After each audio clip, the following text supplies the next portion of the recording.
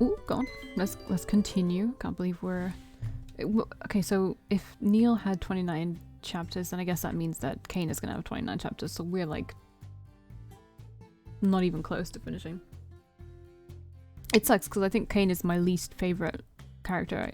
I'm going through the routes how I went through them the first time.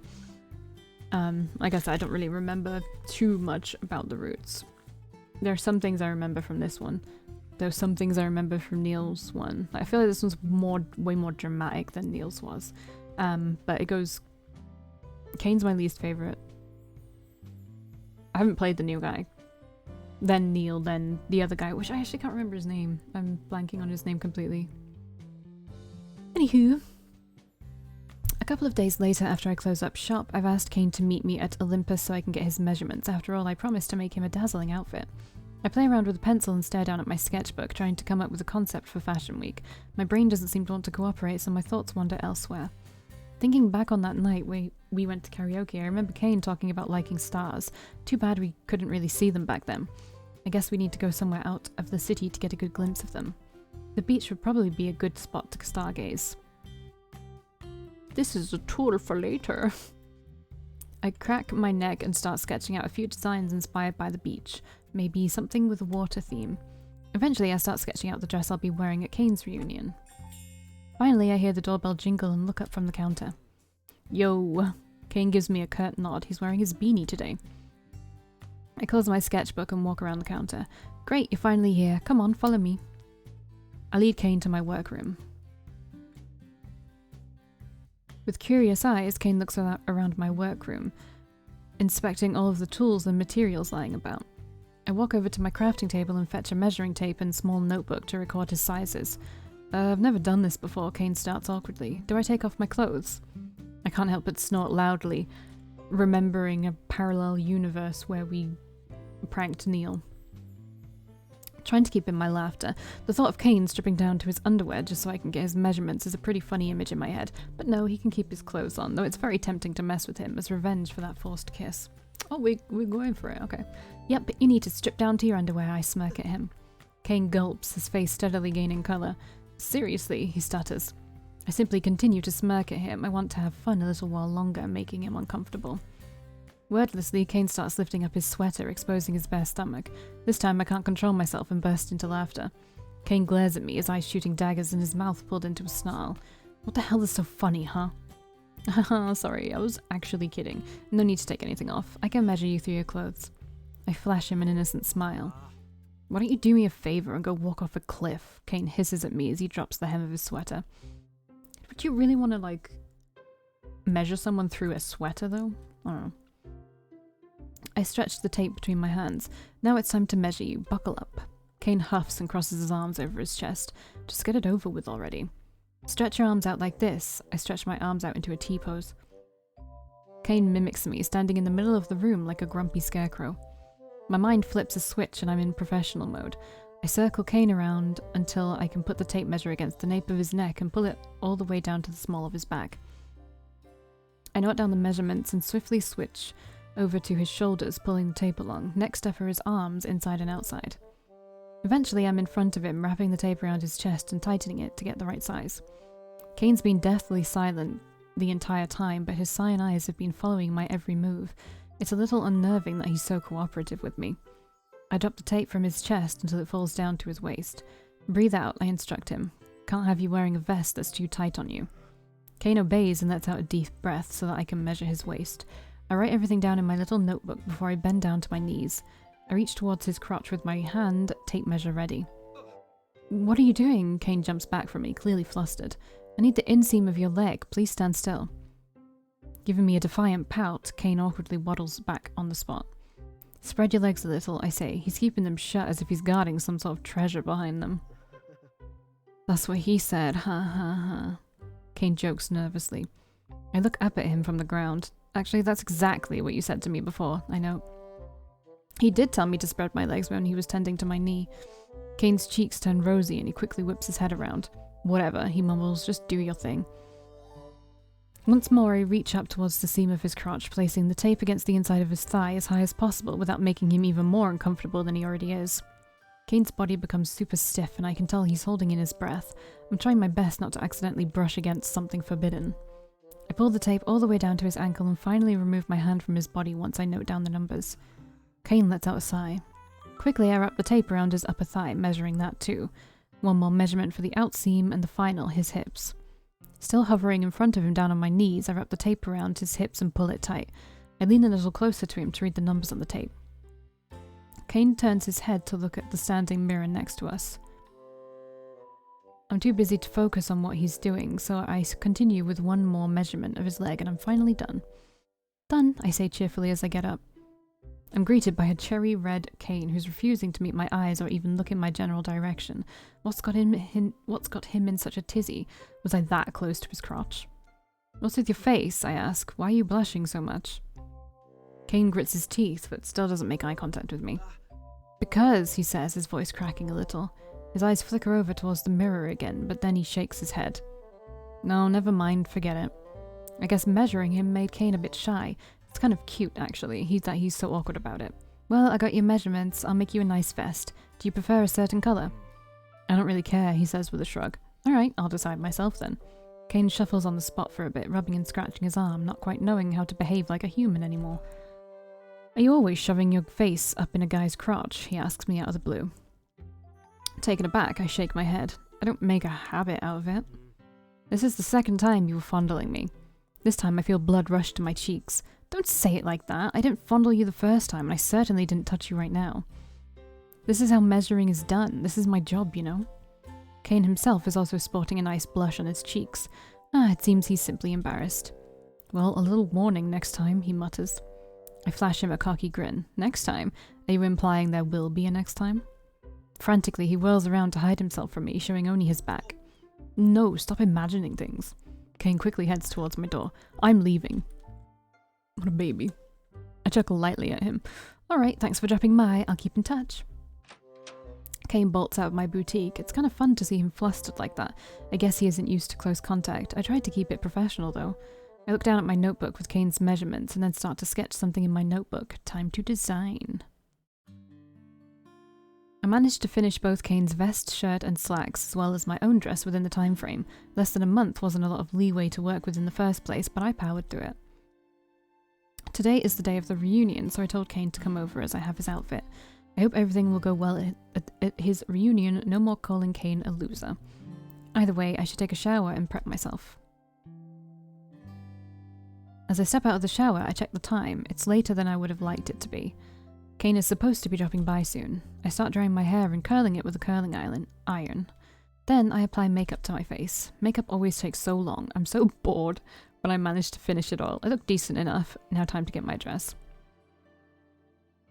Honestly, makeup is kind of boring to do. Where is it? Oh, I must have forgotten to bring it to the bathroom, which means it's still downstairs. I guess I'll get ready in the workroom then. Oh, this is rife with opportunity. This scenario.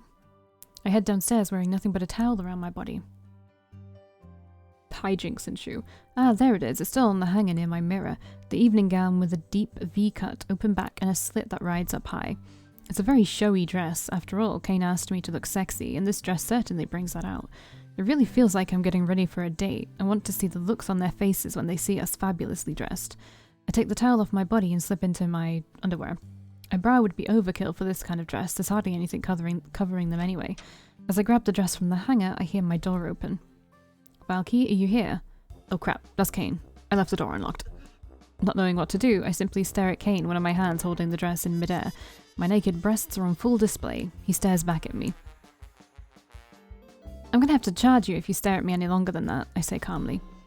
Cain gapes at me, his face turning extremely red. Quickly, he whirls around, covering his own eyes. The fuck are you naked for? He cries out. I huff. I'm changing, obviously. Here. Stop freaking out. It's not the end of the world. I lay the dress out in front of me and then step inside of it, hoisting it up over on my body. Cain is adamant about keeping his back turned to me. Why would you change in here? You knew I was coming. I can hear Cain muttering behind my back. And what do you mean you charge me? He continues to mumble. Cain, I can hear you, I say with a huff. Cain yelps and then finally shuts up. You can turn around now, I say once I've managed to pull the dress on. Cain slowly turns around, shifting his gaze left and right to see if the coast is really clear. He He's not making any eye contact with me. He looks rather embarrassed after running into me like that. Can you help me tie this in the back? I ask him. I turn my back to him, which has a small lace corset worked into the dress, but it's hard to tie it on my own. CAINE shuffles closer and he hesitantly reaches out for the lace at the back. Pull it tight, I instruct him. You made this dress yourself, right? Why not make something that would be easier to get inside of by yourself? CAINE asks, begrudgingly. I could have gone for a zipper as well, but zippers tend to crinkle and it'd look really ugly on my butt, so I decided lace would be better, I explain. I brace myself as CAINE pulls on the lace hard, tightening it around my waist and almost pulling me against his body. Deftly, he ties it together so it'll hold up. Anything else? Well, isn't he rather compliant today? I turn around and shake my head. No, I'm finished. It's your turn now. CAINE places his hands on his hips. Well, where are the clothes? I quickly grab the hanger, which has been neatly hanging in the bag. Shirt, vest, and slacks. Check. You know how to get dressed? I ask him. CAINE roughly takes the hanger from me. Of course I do. I'm not a baby. I want to make a witty comeback to that, but instead I decide to keep quiet for now. Come upstairs when you're done, okay? The door is unlocked, I say. Why? CAINE raises his eyebrow at me. You want me to stay and watch? A slight blush tints his cheeks. He hastily shakes his head. I leave the workroom. I prep myself some more, fixing some of my makeup and making sure my hair is okay. I give myself a look over in the mirror. I don't look bad, rather scandalous. It's not my usual style, but it should get a few heads to turn. Hopefully it will make that Thomas and Chelsea jealous enough. I'm just a prop to be seen, after all. Isn't that what every woman wants? Which reminds me of how CAINE saw my breasts. I grip the edge of my sink, closing my eyes. I want to burn the memory from my mind. After a while, I hear CAINE walk upstairs and roam the hallways. In here, I call out to him. I hear a sad knock on the door. Are you dressed this time? I can hear his voice from outside the door. Yes, geez, come in already. Let me have a look at you. CAINE opens up the door and shuffles inside. He looks out of place. Well? He asks impatiently, showing me his outfit. I take a step back to look at CAINE. He's wearing everything properly. The shirt is tucked in, the vest looks to be the perfect length on him, slacks are fine, everything's in order. He looks good in formal clothes, dashing almost, but there's something missing. I wonder. CAINE averts his eyes. Take a picture, it'll last longer, he gripes at me. I reach for my phone on the sink. CAINE's eyes grow wide in a panic. He quickly rushes over towards me and bats my hand away. No, don't take any pictures of me, he says hastily. I stare at his gorgeous eyes, which are really popping out due to the red shirt as well as his red hair. That's when I realize what's missing, a new hairstyle. My fingers touch a lock of his red hair. CAINE immediately backs up. What was that for? He asks, bewildered. Your hair, we need to do something with it. He huffs. No, we don't. My hair is fine. Come on, it's part of the deal. When are you going to dress up? When you're going to dress up, your hair needs to be styled as well. I think I may be able to straighten out your curls. Well, I don't want to, he replies childishly. I either take a picture of you or you let me style your hair. Your choice. I stick out my tongue at him. CAINE throws his hands up in the air. Ugh, fine. Do what you want, stubborn woman. Says the stubborn thief. I fire back. I put the lid of the toilet seat down and point at it. Sit. Begrudgingly, CAINE sits down in front of me, his arms crossed over his chest. He's got this pout on his face, like he really doesn't want to do this. He's like a kid that's forced to go visit the dentist. Should I give you some candy to wipe that sour look off your face? I ask him. Just do your thing already, he complains. I finally shut my mouth and get to work. I grab the straightening iron from my drawer and start heating it up. What's this music box music? Time to tame that wild hair of CAINE's. It'd be nice if I could tame his difficult personality as well. CAINE averts his eyes when I lean in closer. I wonder how I should style it. Slick it back? Nah, he probably wouldn't look good like that. Maybe parted? I could try. I spray some product in his hair so that it doesn't get damaged by the straightener. No matter what product you put in your hair, you're damaging your hair when you straighten it. Trust me, I know. Then I run my fingers through his red hair. It's as soft and fluffy as I imagined it to be. There's this urge that prevents me from removing my fingers as I twirl it around a piece of red hair. It's really soft. I end up just grazing through his hair with my hand, feeling his smooth locks brush against my skin. So far, CAINE has been very quiet. Your hair is so soft, I say with a smile. What kind of shampoo do you use? I don't know, he responds weakly. Just whatever is on sale. Lucky, your hair is really healthy. I drag my fingers across, and I'm going to ruin it with hair straighteners. I drag my fingers across his scalp, fluffing up his hair. It's kind of turned into me massaging his head. It's fun, though I should probably start on styling his hair instead of petting his head. We don't have enough time to mess around. When I pull my hand out of his hair, I notice Caine's got his eyes closed. He looks relaxed. Oh, you like having your head massaged? I ask. Caine's eyes spring open. No, he immediately claims. I stifle a chuckle, so quick to deny.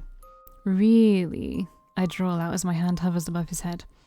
Playfully, I twirl my fingers around a lock of hair. Caine looks down at his lap instead. I notice the tips of his ears reddening. Ha, he totally does enjoy this. However, I finally place his hair between the tongs of the straightener and start to straighten out his hair. I like it too, I admit with a small smile. People massaging my head or running their fingers through my hair. It feels nice. Oh, Caine doesn't say anything else. Silence fills up the space between us. I'm a little more aware of him as I straighten his hair. It's not an uncomfortable silence, though. The sizzling of the tongs and Caine's steady breathing is the only sound I can hear. I've only had hairdressers touch my head, Caine mumbles, breaking the silence. And they usually have those fake long nails and end up scratching me. I can imagine it clearly, Caine getting annoyed by his hairdresser because she's got manicured nails. It's a little funny to think about. But this is nice. Caine closes his eyes, looking quite peaceful. Suddenly, my heart skips a beat. Caine is always so guarded and quick to deny anything, so it's a little strange to see him be honest for once. He's showing me a vulnerable side like this, one that I did not expect. I tried to curb any weird feelings and focused on taming his hair, but now I'm conscious of where I'm touching him and how close I am to his face. With his eyes closed, I take a brief moment to study his face. Cute freckles are dotted across his cheeks and nose. His eyelashes are light in colour, and he's got thin lips that are pulled in what I can only deduce to be a satisfied smile. He was against the idea of styling his hair, yet look at him now. Caine's enjoying it. I can't stop smiling in return. I guess this little redhead has got his cute sides after all. A few minutes pass and I've managed to straighten out his wavy mane and styled it into something more suitable for a formal party. There, done, I say, taking a step back to admire my work. Looks alright. Caine's cyan eyes pop open and he stares at me. Oh, he's rather handsome now. Combined with the vest and red shirt, Caine is giving off this entirely different vibe than usual. What? He asks, cocking me an eyebrow. Does it look stupid? You look really attractive, I say honestly. Huh? Caine exclaims in disbelief. With a red face, he turns his gaze away from me. Don't make stupid jokes. It's my turn to react in disbelief. It's not a joke. You genuinely look handsome. Caine grows even redder and awkwardly stuffs his hands into his pockets of his slacks, then marches away from me. He walks towards the mirror to check himself out, grumbling under his breath. He sighs deeply. You don't like it? I ask, standing next to him. Caine immediately turns his eyes away from me. He's still red. It's kind of adorable. It looks weird, he replies. Well, I like it. Everyone at the party will think you're handsome. I smile at him. Caine grits his teeth. Do you always say embarrassing shit like this? Why? Don't you believe I'm telling the truth? Caine pouts. No one's ever complimented me before, he mutters with a very red face. Oh, that stabs me right through the heart. No one ever told him he looks good. That's the saddest thing ever. I give him a light punch in the arm. Well, you look good. You're gonna take their breaths away. Caine rolls his eyes. Yeah, no, that's not happening. You can shut up now. I chuckle at him. Alright, shall we go? Finally, no more grooming, okay? I'm done. I will kick a puppy if you suggest we paint my nails or something. Your nails would look good black. Your nails would look good black. Oh, can I do your nails? No. How about a change of earrings? I've got these really cute ones. Hell no, Caine stomps his foot on the ground. Fine, I sigh. Oh, Caine straightens his back. Actually, I almost forgot about this. Caine digs into the inside of his pocket, taking out a small jewellery box. It looks suspiciously like a box that holds an engagement ring. All boxes that size will look like that. I raise my eyebrow at him. You're not getting down on one knee, are you? I know I told you that you were handsome, but this is going too far. Ah, shut up already, I'm not proposing. Caine flings the box at me and I hastily catch it before it drops to the floor. Wear it, leave it, throw it into the trash, I don't care. He stuffs his hands into his pockets again. I'll be outside. Caine makes a quick getaway. I look down at the blue velvet box in my hands, curious to what it holds. I open it up, almost expecting something to jump out and scare me. There inside are 2 golden pieces of jewellery. They're earrings. There is a blue dome at the top, covered in small golden stars. Long and slender golden rods stick out at the bottom. It's the best way to describe it. It's a celestial jellyfish. The shape is that of a jellyfish, but the blue dome reminds me of the galaxy. Honestly, it looks beautiful. A little unrefined, maybe a bit cheap looking, but I'm really impressed. Caine made this, didn't he? He can be quite surprising. Guess it's not that bad going out with him. It's not a real date, but as I stare down at these jellyfish earrings, I'm starting to feel a little excited. I quickly catch up with Caine outside once I put the earrings in. They're not a bad fit with my dress at all.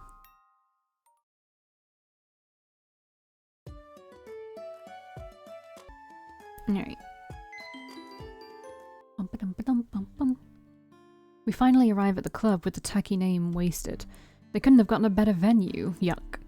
I look next to me, expecting to see CAINE, but he's vanished from my side. Huh? CAINE? I call out, surprised we got separated. Then I spot his bright red hair poking out from behind the corner of the club. He's hiding. Get over here, don't chicken out, I say. I'm not scared, he replies cheekily, pushing himself away from the safety of the wall and walking into full view. I quickly check to see if my dress is clean and if it hasn't crinkled from using public transport. I then turn my attention to CAINE.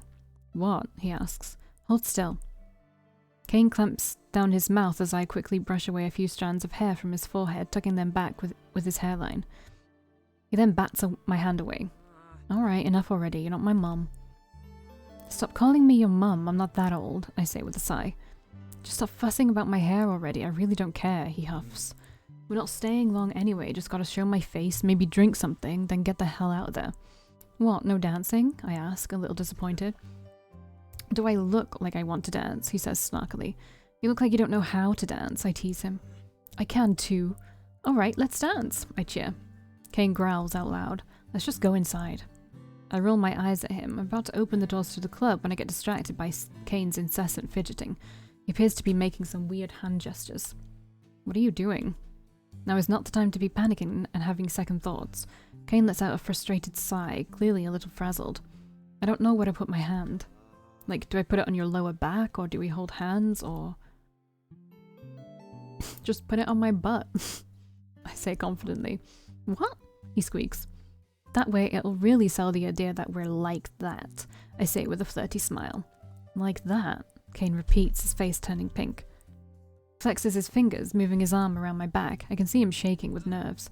No, I'm not touching it. Oh, come on, just put it on my butt, don't be scared. I don't want to put it on your butt. Don't back out now, just put your hand on it, it's not gonna kill you. Can't I just go for your lower back? Just grab me already, I growl. Fine, he cries out, I'm putting it on your butt. CAINE pretty much slaps the palm of his hand against my butt, the sound bouncing off, alerting the people around us. Everyone starts whispering and I can't help but flush. You didn't have to slap me, I berate him. You told me to touch it. Suck it, he argues in return. The hand on my butt is only lightly touching me, so hesitant and full of uncertainty. He's afraid of really committing to it. To be honest, I expected CAINE to be okay with it, considering how vulgar he seems to speak every now and then. I take in a deep breath. Whatever. You ready? Not really. Great, let's go. I pull open the door and we enter the club. Oh, here we go again. So they just play the same song everywhere we go. It's weird. The loud music fills my ears. It feels like it's been ages since I last went to a party. Actually, the last party I went to was the one where I met CAINE. Fancy that. I survey the room filled with people dressed in their nice clothes. Some guys are wearing plaid shirts. Yuck. CAINE definitely looks way better than the rest of them. They don't shit on plaid shirts. At least the girls in the club are dressed to party. That's when I notice CAINE's been frozen solid this entire time. Even the hand on my butt has gone stiff. CAINE? I try snapping him out of it. Huh? What is it now? Should we get something to drink? Yeah, I'll get something. Stay here. CAINE lets go of me and slinks into the crowd unnoticed. Finding it a bit awkward to stand near the entrance, I find myself a spot to sit down at one of the booths. There are two people making out in the booth, so I try my best to ignore their existence. Looking around, I try to see if I can spot that girl with her brute of a boyfriend. It's hard to recognize anyone in the mass of people crowded around in this tiny club. I didn't realize there were this many people from CAINE's reunion. Why would you know that? I guess maybe it's from that entire year, not just a class? All of a sudden, a tall guy walks up to me. Hey there, I don't think I recognize you. Were you from the same school? He asks with a very broad smile. Oh great, now people are hitting on me. I'm not, I came here with someone else, I answer politely. The guy looks to his left and right, and after only seeing the couple making out in the booth, he deduces I'm alone. Seems they ditched you. He didn't, he's coming back. I bet you're tired of waiting then. Wanna dance? No, thank you, I reject him firmly. Ah, come on, who could possibly be worth waiting for? CAINE makes his presence known, stumbling towards the booth with 2 drinks in his hand. He almost trips over his own 2 feet, spilling some of the liquid on the floor. I don't know what the hell they gave me, but I know it's definitely alcohol, he says as he hands me one. That's when CAINE finally notices the tall guy next to him. His eyes grow wide when he seems to recognize him. Wait, CAINE? Is that you? CAINE quickly looks away. I take the drink from his hand. Now it's my turn to play my part in this. Thanks so much, CAINE. I was getting so bored without you around. I bat my eyelashes at him. The other guy looks shocked. You were waiting for CAINE? No way. CAINE timidly brushes his hand against his neck, unsure how to respond. Hey, Marvin. CAINE greets the other guy. Yes, CAINE is worth waiting for, I say with a beaming smile. Then I take a sip from my drink. Oh, it's super sweet. I like it though. Well, I guess people really do change, says Marvin. He then slaps CAINE on his back. Way to go, dude. Way to go, dude. And that shit looks expensive too. Did you get a lot of money recently? Marvin is pointing at CAINE's outfit. CAINE chuckles awkwardly, then quickly takes a chug from his drink. I mean, if it's money you want, I'm a lot richer than CAINE, he says suavely. I roll my eyes at him. I have to hold myself back from retorting that I wouldn't even go out with him if people paid me to do it. He's not rich, but CAINE makes up for it in other intimate ways. I suggestively wiggle my eyebrows. CAINE coughs and spits out his drink, halfway choking on his alcohol. Marvin throws his hands up in the air. That's my cue to exit, he exclaims. As Marvin leaves us alone, CAINE can't help but gawk at me with a red face. Intimate ways, he chokes out. I shrug. What? It worked, didn't it? I guess so, he admits. Still embarrassing to hear you say that, though. Not as embarrassing as that. I point to the couple next to me who have been slobbering all over each other's faces. CAINE pulls a disgusted face. Have you seen that girl yet? I ask him. Chelsea? No, I haven't. I'm sure she's here, though. She organised it. Do you know everyone here? CAINE shakes his head. No, not everyone. I refrain from asking him if he's got any old friends, since I have a feeling the answer would be a simple no. Wondering if we're going to run into his bullies at some point, I turn my head to scan the room once more. My eyes make contact with another guy. Oh, I almost didn't recognise him with his hair down. That's Thomas. I mean, he looks better with his hair down. Well, look who decided to show up after all, he says as he makes his entrance. CAINE grows silent. Thomas finally spots CAINE next to him and he puts on a dramatic show of surprise. Whoa, almost didn't see you there. Thomas smirks at CAINE, then flicks his forehead with his finger. CAINE bats his hand away and backs off. Stop that, CAINE growls at him. Can't hide that carrot top head of yours, though. Hey, don't bother him, I warn him. I'm just saying hi, you know, just us two guys, Thomas grins at me. Still shocked you came. Thought you'd be staying at home like a loser. No one wants you here anyway. CAINE doesn't seem to have a reply for that, so he says nothing instead. Why don't you go find that girlfriend and bother... Why don't you find your girlfriend and bother her? We're just here to have a good time. I'll show you how to have a good time, he says while winking at me. Ugh, so gross. I get up from the seat with my drink in hand. Is that so? I say, coyly advancing towards Thomas. Can you hold my drink? Then you can show me how to have a good time. I offer my drink to him, stretching out my arm. Thomas immediately takes it with a smirk. Sure thing. Then I take CAINE's drink from his hand, offering it to Thomas. Oh, and this one too. Not questioning it, Thomas takes it, though his eyebrows are raised in confusion. He mutters. Thanks. Then I reach for CAINE's hand. Quickly, I pull CAINE along with me. We leave the booth and Thomas behind, walking towards the dance floor. Wait, where are we going? CAINE asks, bewildered. We're going to let that rotten man stand there, holding our drinks and looking like an idiot until he realizes we're not coming back for them. Managing to worm ourselves through enough people, I finally make a stop in the middle of the dance floor. There are other people dancing to the music, none of them really paying attention to us. I paid for those drinks though, CAINE says sully. I say the price is well worth it. Look, he's still holding them. I push against CAINE's cheek with my index finger, directing him towards Thomas, who is indeed still at the booth, holding both drinks, looking lost. Then the guy starts walking around with the drinks, probably looking for us. Seeing Thomas act so confused is funny, so I end up giggling. CAINE chuckles lightly as well. Finally, Thomas disappears out of our sight, and someone from behind bumps into me, causing me to move closer to CAINE. Sorry, they apologise. Their apologetic tone quickly dissolves when they notice CAINE, and a scowl appears on their face instead. They quickly turn around to go back to the dance. Well, that's just rude, I say with a scoff. It's true what he said, CAINE says softly. I brush the hair out of my face and lean in closer to him as the music is drowning out his voice. What's true? I ask. CAINE looks down at his feet, shuffling around on the dance floor. That no one wants me here? For a second, I don't know what to say. I wasn't even planning on coming, you know? Says CAINE with a snort. Even though it was CAINE's idea to drag me along in the first place, begging me to, in fact, in the end, what he really wants is someone to support him, someone who would want to go to this reunion with him out of their own free will. But there's no one like that in CAINE's life, and he knows it all too well. My heart tightens in compassion. My arms snake around his neck and I pull CAINE in for a hug. He stiffens up at the physical contact. Surprised, he cranes his head away from mine. "What are you doing?" he asks with a pathetic squeak. I hover my lips next to his ear. "I want you here," I say in a low and sultry voice. The beat of the music drums through my body, in tune with my heart. It's loud and overpowering. "Don't listen to them," I tell him. My body starts to move to the rhythm of the song. "Just dance with me." For a second, I believe CAINE will reject me or push me away, grumbling something about not knowing how to dance. But when I feel his hands clawing at my bare back, gripping me tightly, my breath gets taken away in disbelief. When I pull back to look at CAINE with a smile, I notice the meek look on his face. His eyes are cast downwards at our feet like he doesn't know how to move. "Come on, just put your hands on my waist and sway with me," I encourage him. To show him how it's done, I sway my hips from side to side. CAINE's hands slide down until they rest on my waist. He's still not very cooperative, but at least he isn't running away. He keeps looking down at the floor, so I wag a finger at him. "Up here, look at me, don't look at the floor," I tell him as I put my hands on both his shoulders. CAINE's eyes finally flicker back at me. They're so gorgeous from up close, very striking indeed. The music suddenly changes to a slower pace. Everyone around us slows down and couples start to form. "Look, even you can't go wrong with slow dancing," I tease him. "Just follow my lead." "Aren't I supposed to lead? What is with these, aren't I supposed to do this?" CAINE rolls his eyes at me, but he still follows along with my moves. I giggle at him. "I mean, you can try, but I don't want you stepping on my dress."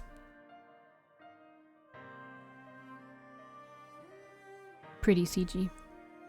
Apparently, CAINE doesn't like to be challenged because he immediately puts his hand against the small of my back and pushes me against his body until our hips are practically fused together. My voice falls short as I'm stunned by his assertiveness. He shows me this wicked grin plastered on his face. It's so cheeky, it's so CAINE. "What? You told me to." He then tugs at my body, forcing it to move to the beat of the song. His hips grind into mine. Suddenly CAINE is calling the shots. The music and crowd fall into the background as CAINE's expression captivates me instead.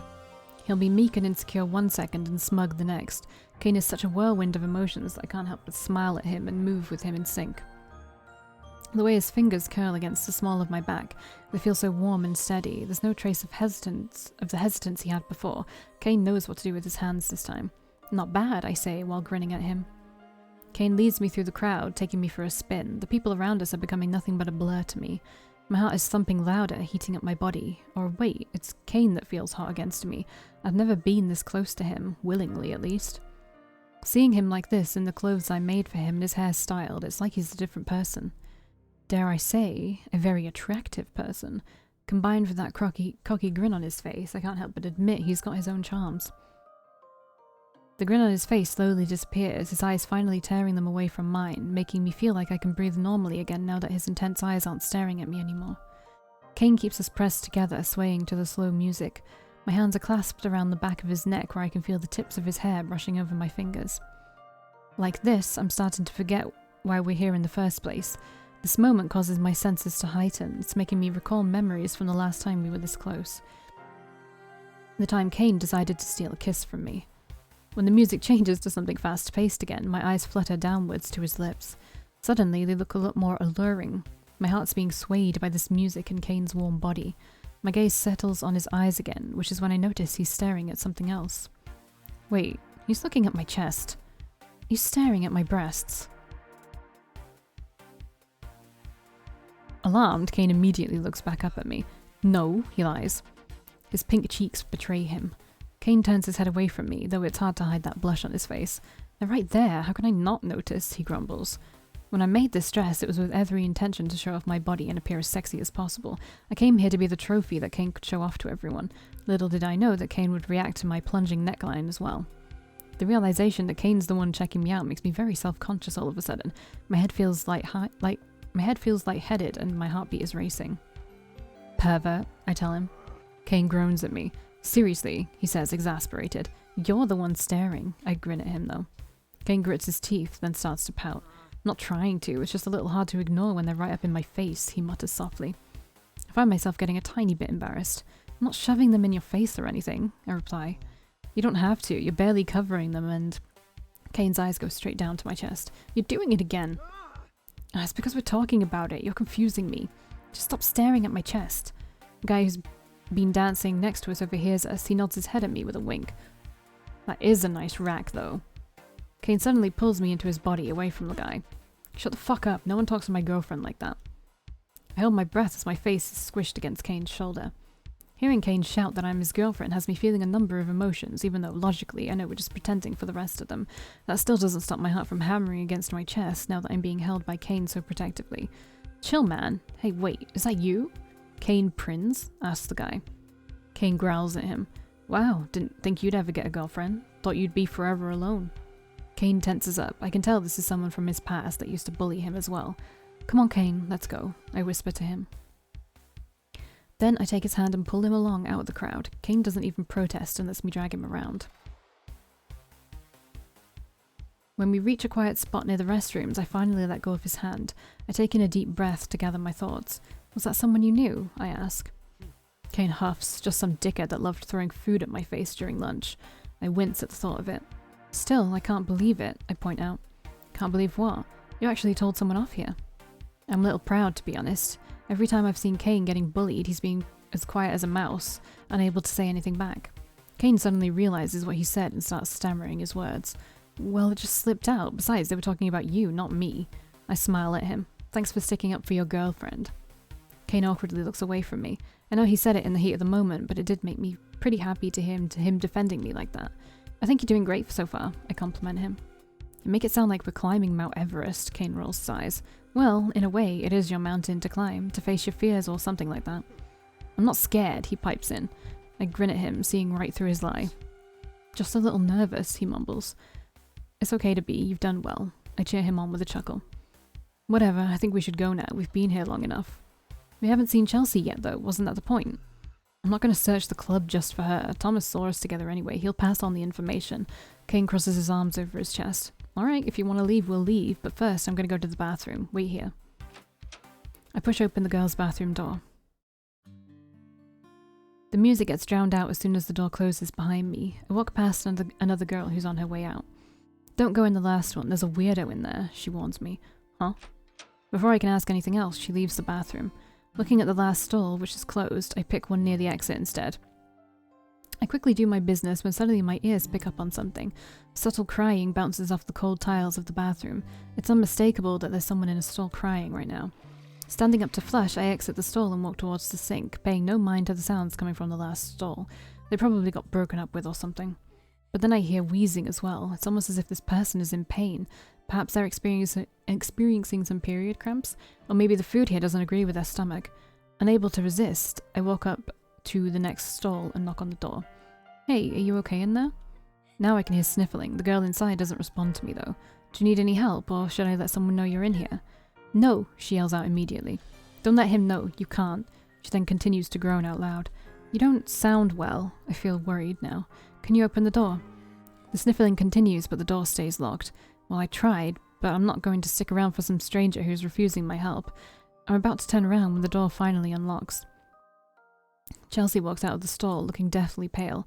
Her makeup is completely smeared and running down her face because she's been crying. Her entire body is visibly shaking as if she's suffering from a fever. And that's also when I finally notice the blood on her hands. Don't tell Thomas, she says with some difficulty. Bum, bum, bum. And we'll pick this up next time.